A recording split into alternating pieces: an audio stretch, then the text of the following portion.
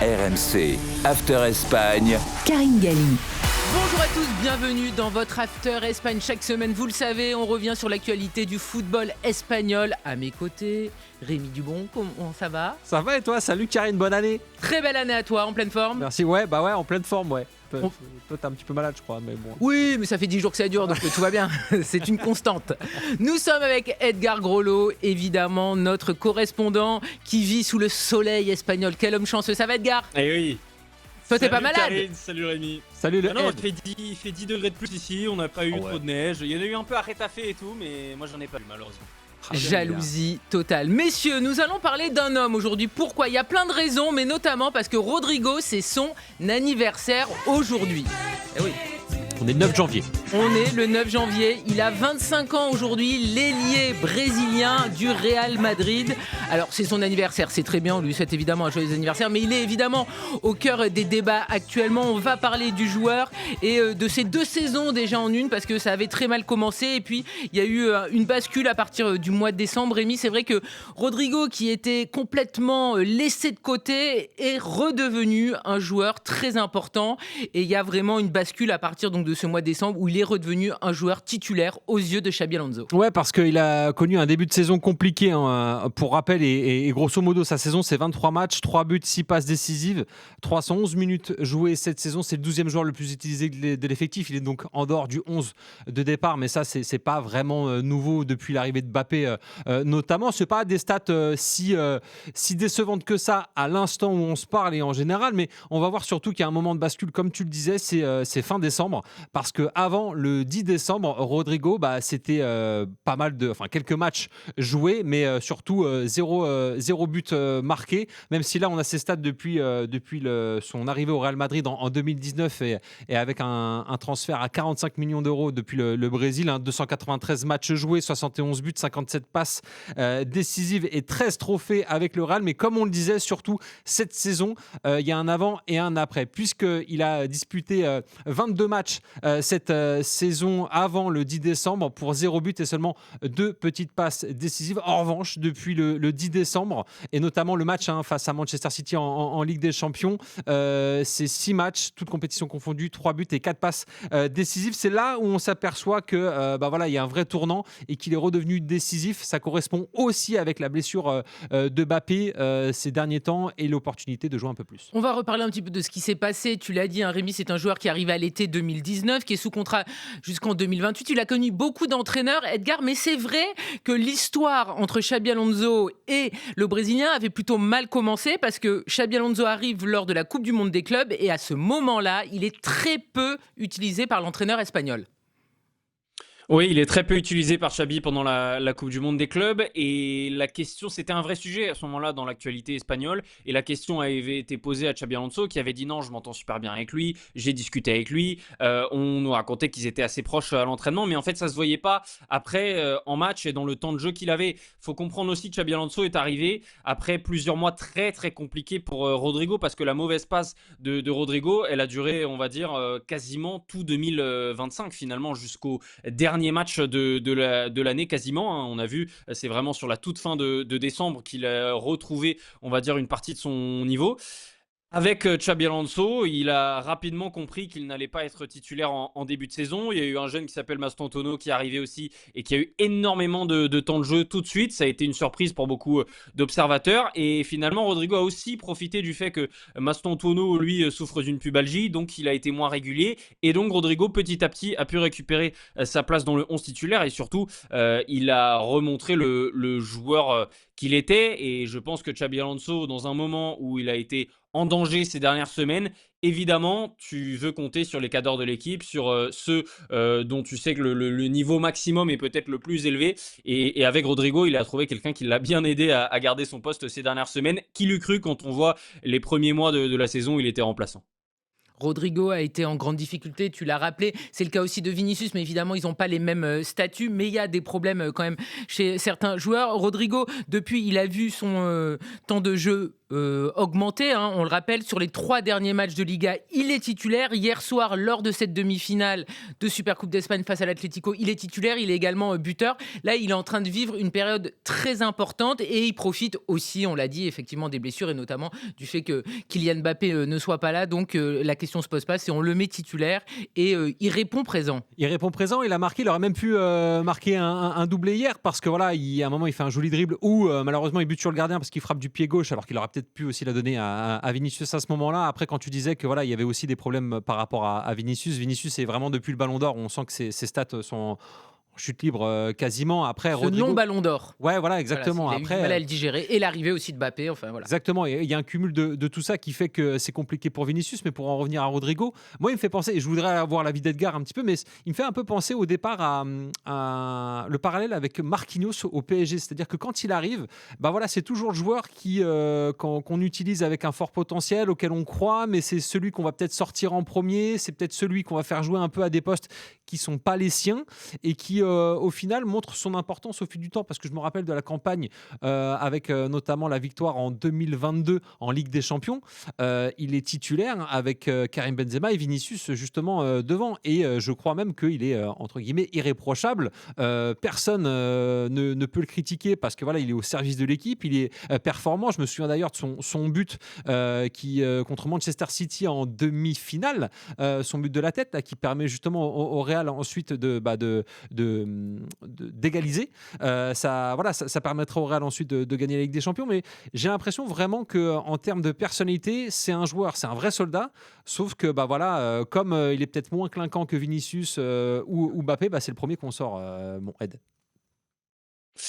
Oui, et ça a souvent été un problème de statut, parce que souvenez-vous, quand Kylian Mbappé arrive au Real Madrid, on parle de la BMV, qui était donc Bellingham, Mbappé, Vinicius. Et lui avait fait un post dans son canal WhatsApp à l'époque qui était n'oubliez pas le R dans BMV. Finalement, ils avaient supprimé, ils avaient dit que c'était l'équipe de communication qui a eu une communication un petit peu maladroite. Mais ça illustrait un vrai mal-être par rapport à cette sensation d'être toujours le premier à sortir pendant les matchs, comme tu as dit, toujours le premier dont on changeait le poste aussi, parce que initialement, son poste de prédilection, c'est quand même censé être le côté gauche, et ça fait des années qu'il joue côté droit. Il y avait en plus un parallèle avec sa situation en sélection brésilienne, parce que pendant longtemps c'était aussi le premier qu'on pouvait mettre dans l'axe, mettre à droite, mettre à gauche. Il n'avait pas vraiment de poste et on le baladait un petit peu de tous les côtés. Oui, c'est un couteau suisse, mais tous les joueurs ont leur préférence, et lui il avait l'impression d'être toujours le premier à payer. Et évidemment, c'est plus facile de sortir un Rodrigo qu'un Mbappé, qu'un Bellingham ou qu'un Vinicius Junior. Et il y a eu ce souci la saison passée. Et après ça, il y a eu vraiment un problème de niveau, tout simplement, qui fait que c'était même plus une question de statut, c'était tout simplement Rodrigo n'était plus au niveau pour être titulaire au Real Madrid. Et d'ailleurs, il y a quelques mois, je pense que très peu d'observateurs du Real Madrid ici en Espagne ne croyaient en un Rodrigo, on va dire, ressuscité aussi vite, aussi fort comme ça.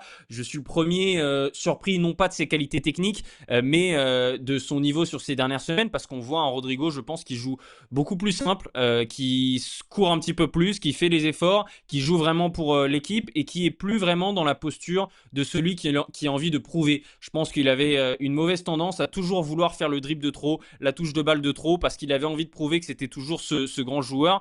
Et aujourd'hui, j'ai l'impression qu'il a un petit peu épuré son jeu, et ça se voit, et il apporte énormément à l'équipe depuis quelques semaines. Et puis il y a eu des rumeurs aussi de départ de plus en plus importantes, parce qu'on parlait de lui pendant un moment en Angleterre, à Manchester Liverpool City, notamment. Arsenal, Liverpool, et même pendant un moment au PSG. Donc là, ça peut permettre aussi d'éteindre ces rumeurs-là, même s'il est sous contrat jusqu'en juin 2028, il y a encore un peu de temps, mais voilà, faut faire attention quand même avec les joueurs du Real, parce qu'à chaque fois qu'il se passe un truc, de toute façon, ça fait polémique maintenant. Par rapport à ce que vous disiez tous les deux, messieurs, c'est vrai que la polyvalence, c'est un atout, mais parfois, c'est aussi quand même une difficulté parce qu'on vous balade un petit peu partout. C'était le cas de Rodrigo, on l'a vu jouer sur les deux côtés, on l'a vu jouer également en soutien d'attaquant. Le fait également qu'il soit à nouveau très important dans le travail défensif, ça, c'est quelque chose d'important parce qu'il y a un problème d'équilibre au Real Madrid, on le sait, notamment depuis que Kylian Mbappé est arrivé. Lui ne rechigne pas, il y a cette capacité à récupérer beaucoup de ballons, et le Real, pour aller loin, pour aller à nouveau gagner une Ligue des Champions, ça passera aussi par ça. Il faut que tout le monde défende, et là Rodrigo redonne cette image d'un coéquipier qui travaille pour l'équipe.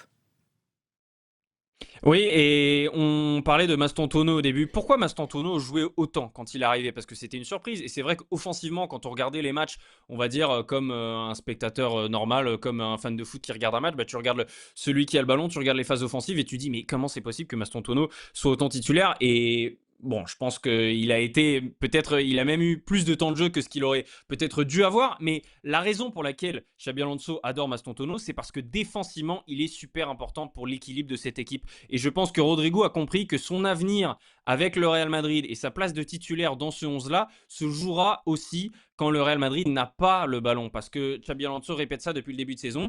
Et j'ai l'impression qu'il l'a compris, j'ai l'impression qu'il fait les efforts. Alors ça a toujours été quelqu'un qui fait les efforts, mais ça a aussi été quelqu'un qui a envie quelque part d'être autant en lumière que les autres.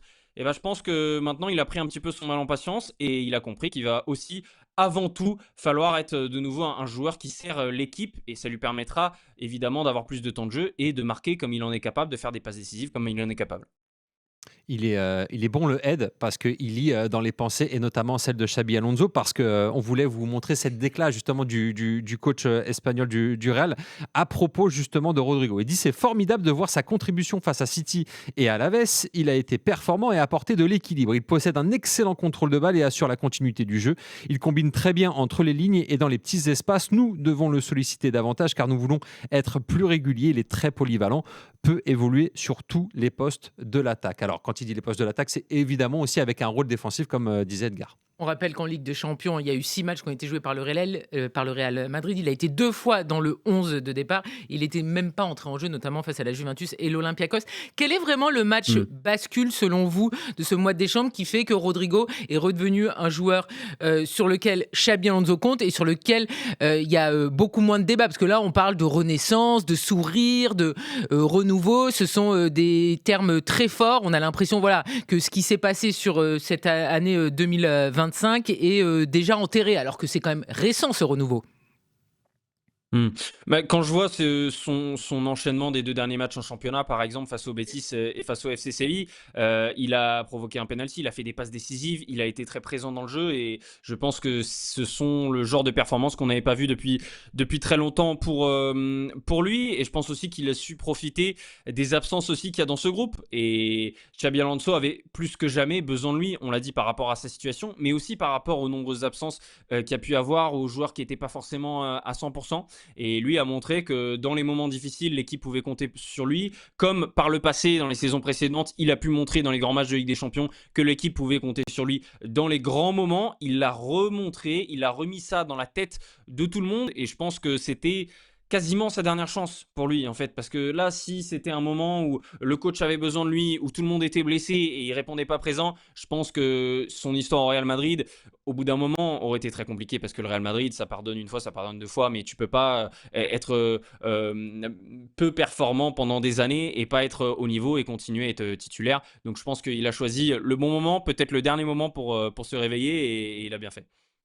On rappelle qu'on est aussi dans une année de Coupe du Monde et que c'est très important pour lui avec sa sélection brésilienne où il y a aussi des difficultés. Par rapport au match de hier, il était très attendu. C'est lui qui offre la victoire. C'était un énorme test aussi parce qu'on sait que là, Xabi Alonso, il est quand même sur, sur un fil. Il fallait absolument pas perdre ce match face à l'Atlético. Ça n'a pas été une prestation aboutie, mais il y a la victoire et on se dirige vers ce classique qu'on attendait tous entre le Real et le Barça. Donc hier, ça a été important, même si la prestation collectivement, de toute façon, du Real n'a pas été époustouflante. Oui, mais dans cette prestation collective, on va dire assez poussive sur le plan offensif, je pense que Rodrigo a été l'un de ceux qui a joué le plus simple, le plus direct, sans fioriture, qui a eu le moins de déchets. Vinicius Junior, par exemple, essaye tout le temps énormément, mais c'est sûr qu'il a beaucoup de déchets. Et je pense que le Real Madrid ne peut pas se permettre d'avoir 2 joueurs qui ont beaucoup de déchets devant. Et donc Rodrigo doit avoir cette responsabilité et cette maturité de jouer un petit peu plus simple. Et il le fait à la perfection, je trouve, ces dernières semaines. semaine. Il aurait pu, comme l'a dit Rémi, mettre un doublé. Il a eu une frappe un petit peu molle et c'est là aussi il doit progresser. Il doit prendre l'exemple sur son compatriote Rafinha, par exemple, du côté du Barça, où à chaque fois qu'il tente quelque chose, tu as l'impression qu'il y croit à 100%. C'est pas toujours le cas avec Rodrigo. Je pense qu'il peut encore performer. Et puis, il profite aussi sur les 2 derniers matchs, je pense, du fait d'avoir un vrai numéro 9 devant. C'est pas pour dire qu'il joue moins bien avec Kylian Mbappé, mais forcément, quand tu as un vrai numéro 9 qui occupe la défense, qui reste en position d'avant-centre, ça ouvre les espaces pour les ailiers et ça donne encore plus d'importance à Vinicius et Rodrigo. Donc, c'est, on va dire, une pièce qui peut l'aider aussi à prendre une bonne importance dans ce groupe et pouvoir montrer ses qualités, même si évidemment Kylian Mbappé va revenir rapidement et risque de jouer dès ce dimanche face au FC Barcelone. Et la différence, je trouve, entre Rodrigo et Vinicius, c'est que Vinicius, il y a un côté un petit peu à chaque fois très polémique ou très tendu sur le terrain. Tu vois qu'à chaque fois qu'il a une faute qui tombe par terre, il essaye de gratter un coup franc, il proteste auprès de l'arbitre, il s'embrouille généralement avec ses adversaires. Là où Rodrigo, lui, est plutôt très calme, très lisse, justement, et il va se taire pour mieux revenir à chaque fois, je trouve. Vous suivez Ouais, l'After Espagne avec notamment un focus sur Rodrigo. Pourquoi ? Parce que c'est son anniversaire, mais aussi parce que c'est l'homme qui revient en forme et qui fait du bien au Real Madrid. On en parle avec Rémi Dumont et avec Edgar Grolot. Vous suivez l'After Espagne avec Edgar Grolot, notre correspondant en Espagne, et Rémi Dumont. Nous parlons notamment de Rodrigo qui retrouve son niveau, un niveau de performance très bon depuis quelques matchs. On parle évidemment de ce qui s'est passé également hier avec cette qualification pour la finale de la Supercoupe d'Espagne. On le rappelle, l'affiche de rêve, ça sera donc le Barça face au Real Madrid. Le Real qui s'en est sorti 2-1 face à l'Atlético. Et nous allons aussi parler, parce que tu parlais des polémiques. C'est vrai que hier, il y a eu encore une polémique. Elle ne concerne pas Rodrigo, mais elle concerne Vinicius. Est-ce que tu peux nous dire si tout est apaisé en Espagne ? Parce que c'est vrai que nous, vu de France, on a vu que Diego Simeone avait donné une version un petit peu minable de lui-même en taclant et en se moquant de Vinicius, en lui disant de toute façon Florentino Pérez, donc le big boss du Real Madrid, va finir par te virer. Est-ce que ça a pris des proportions dingues en Espagne ? Est-ce que c'est fini ou est-ce qu'on vit ça que comme du charriage entre adversaires ? Non, ça a pris une belle proportion quand même. Ça fait une petite polémique après le match. Maintenant, vu qu'il y a un classico dimanche, évidemment, on va vite passer à autre chose en Espagne. Mais c'est sûr que ça a fait réagir. Et Xabi Alonso, notamment, a dit qu'il trouvait ça pas très fair-play de la part de son homologue d'avoir dit ça. Il y en a d'autres que ça a fait rire. Bon, il n'a pas insulté non plus, mais c'est du vrai chambrage, on va dire. Et surtout, c'est surtout qu'on n'a pas l'habitude de voir un coach parler à un joueur adverse alors qu'il est en train de courir sur l'aile. D'habitude, c'est les joueurs entre eux, c'est les joueurs qui viennent chambrer Vinicius. Là, de voir Diego Simeone le faire, c'est vrai que c'était assez particulier. Ah ouais, Cholo Simeone, on dirait un mec de district, tu sais, un entraîneur de district qui essaye de déconcentrer le meilleur joueur adverse. Et franchement, c'est là où tu vois que les joueurs de foot, c'est quand même des sacrés gamins, mais les entraîneurs, pour faire ça, en plus, il sait qu'il va être regardé, il sait que voilà, ça va chambrer, que derrière va y avoir des polémiques. Mais en même temps, je trouve ça plutôt marrant. Vaut mieux ça, je trouve, que plutôt des vraies insultes avec des noms d'oiseaux, tout ça. Là, c'est plutôt, on va dire, fin, même Bien si sûr. ça n'est pas vraiment. Ouais, vous êtes sympas, les gars. Moi, ça me sidère. C'est-à-dire que de voir un entraîneur qui a quand même une posture, qui représente un club, qui fait ça envers un joueur, c'est pas deux joueurs qui se chauffent sur le terrain. Vrai. C'est deux positions qui sont différentes, comme ce qu'on a pu voir, par exemple, le week-end dernier, entre Bruno Genesio qui veut aller s'en prendre à l'arbitre et qui est retenu par ses joueurs. Oui. C'est un peu le monde à l'envers. Normalement, c'est quand même l'entraîneur qui a du recul par rapport aux joueurs. Et là, c'est l'entraîneur qui va essayer d'engrainer un joueur. Mais bon, c'était l'une des images de cette demi-finale. On a parlé de Rodrigo. Il y a un homme qui était aussi attendu. Alors, on s'excite vite dans le football. Le week-end dernier, face au Betis Séville, il avait été fabuleux. C'était Gonzalo Garcia, auteur d'un triplé. Bon, hier, c'est redevenu un joueur qui doit grandir, qui doit apprendre, parce que sa prestation ne restera pas dans les annales. On est revenu sur terre tout doucement. Hein. Oui, alors je pense que pour être un attaquant du Real Madrid et faire une prestation historique, quand tu vois la proposition offensive du Real Madrid face à l'Atlético, il fallait être le meilleur joueur de l'histoire, hein, parce qu'il y avait très peu de ballons à exploiter. Il y avait surtout une tactique qui a été décevante pour le spectacle, mais intelligente, qui est de se dire... On mène face à l'Atlético, c'est pas à nous de faire le jeu, parce que l'Atlético, c'est tout ce qu'ils attendent, et donc ils ont laissé le ballon à l'Atlético, et l'Atlético a eu toutes les peines du monde à se montrer véritablement dangereux dans la surface de réparation. Donc ça, c'était pas l'avantage de Gonzalo Garcia offensivement. Par contre, défensivement, c'est quelqu'un qui fait les efforts, qui a permis avec les autres au groupe du Real Madrid de résister aux différentes attaques de l'Atlético. Donc ça, c'est quelque chose que Xabi Alonso apprécie. Je pense que La raison pour laquelle les gens s'enflamment autour de lui, c'est parce que c'est un profil qu'il n'y a pas au sein de l'effectif du Real Madrid, c'est-à-dire un neuf classique, un pur neuf qui va jouer en pivot, qui va rester vraiment à son poste, qui va pouvoir ouvrir des espaces pour les autres, qui va pouvoir se jeter devant le but, faire des têtes, etc. etc.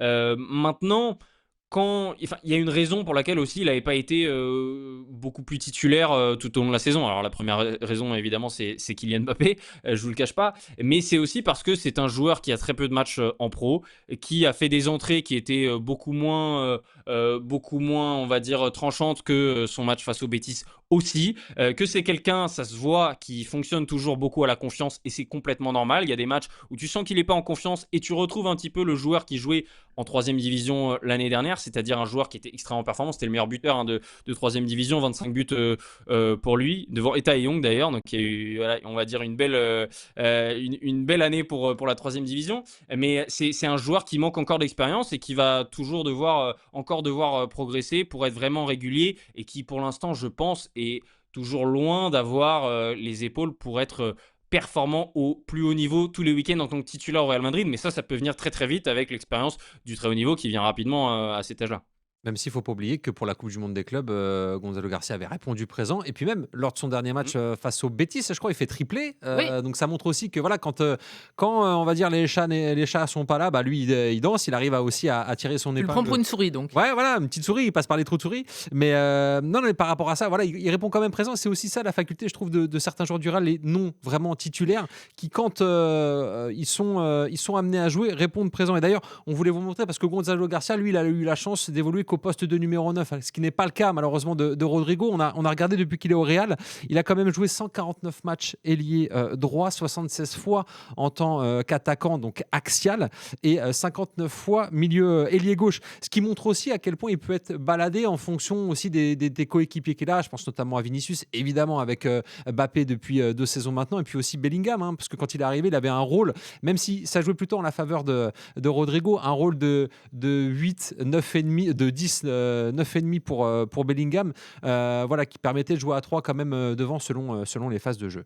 Messieurs, on va se projeter sur cette finale qui arrive dimanche. On le rappelle, donc le FC Barcelone face au Real Madrid. C'est la finale de la Super Coupe d'Espagne. C'est un match très attendu. L'an dernier, 2 finales ont été perdues par le Real Madrid. Edgar, il y a une pression énorme. Tu nous en as parlé, hein. Kylian Mbappé est arrivé normalement en Arabie Saoudite, donc il pourrait jouer. C'est la surprise parce que normalement, il était encore blessé, mais a priori, il pourrait jouer. Le Real Madrid qui va avoir fort à faire. Le Barça a pu faire reposer ses cadres. Il y en a qui sont rentrés en seconde période. Ils ont eu un jour de plus de repos. Ils se sont baladés face à l'Athletic Bilbao. Ça va être très compliqué dimanche. Il faudra qu'ils s'accrochent au match de championnat qu'ils ont gagné sur la première partie de saison. Oui, forcément, va falloir s'accrocher à ça, mais en même temps se dire qu'il y avait beaucoup d'absents du côté du FC Barcelone et que le FC Barcelone qu'ils vont affronter ce dimanche va sûrement être beaucoup, beaucoup plus fort que le FC Barcelone qu'ils avaient battu en championnat. Pour Kylian Mbappé, c'est à double tranchant ce retour parce que c'est le statut de très, très grande star du foot mondial qui veut ça. S'il avait été absent, tout le monde aurait dit voilà, il n'est pas là dans les moments importants. Et maintenant qu'il est là, si jamais le Real Madrid perd, tout le monde va dire que c'est en partie de sa faute. Et évidemment, quand tu as la responsabilité d'être le leader d'une équipe, si ton équipe ne gagne pas, c'est normal aussi d'être critiqué. Sur Kylian Mbappé, alors lui, il est resté toute la semaine à Valdebebas. Il a travaillé avec notamment 2 membres du staff qui étaient restés spécifiquement pour l'aider. On nous dit qu'il a de très bonnes sensations, donc à voir s'il peut être titulaire. C'est plutôt ça la question, parce que s'il voyage en Arabie Saoudite, évidemment, c'est qu'il y a l'idée de le faire jouer. Il s'est entraîné ce vendredi, encore une fois, seul à Valdebebas. Il a pris l'avion, ou il prend l'avion au moment où on enregistre ce podcast pour l'Arabie Saoudite. Et donc ce samedi, il va faire son premier entraînement collectif. Donc il aura seulement un entraînement collectif dans les jambes. À voir, encore une fois, à quel niveau il peut participer à ce match. Et encore une fois, c'est à double tranchant pour lui, parce que s'il n'est pas performant ou que le Real Madrid perd face au FC Barcelone, il va y avoir des gens qui vont dire que le Real Madrid joue mieux avec Gonzalo Garcia, qu'il n'est pas là pour faire gagner l'équipe. Donc il y a énormément de pression sur le Real Madrid, sur Xabi Alonso qui joue une partie de son avenir aussi, et avant tout sur Kylian Mbappé, je pense.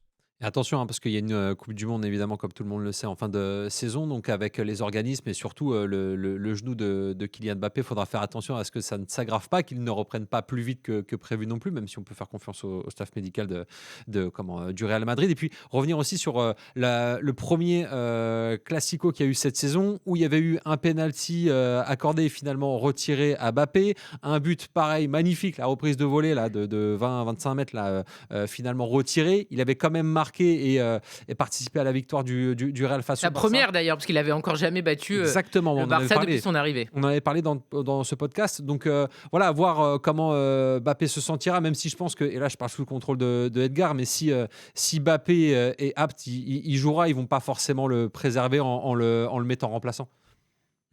Oui, et il y a quelque chose que j'ai vite compris depuis 1 an et demi, c'est que Kylian Mbappé a toujours envie de jouer.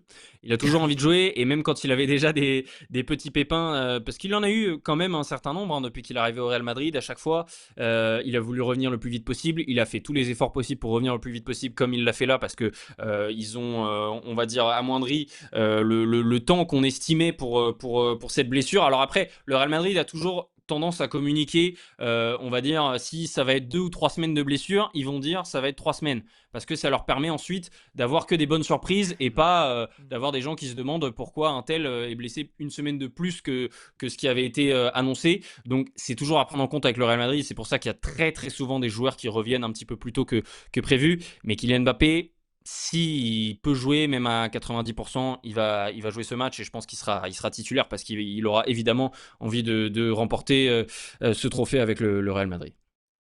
Le Real Madrid, Kylian Mbappé, Xabi Alonso, mais aussi Rodrigo, ils sont tous attendus évidemment dimanche soir pour cette finale de Super Coupe d'Espagne. Un nouveau classico entre le Barça et le Real Madrid. Merci beaucoup messieurs, merci Edgar en Espagne, merci beaucoup Rémi. Et puis vous le savez, si vous aimez nos podcasts, vous pouvez vous abonner sur les différentes plateformes pour ne pas rater les prochains épisodes. Et puis n'oubliez pas de donner une note et de mettre un commentaire. À très vite pour un nouveau podcast. RMC After Espagne.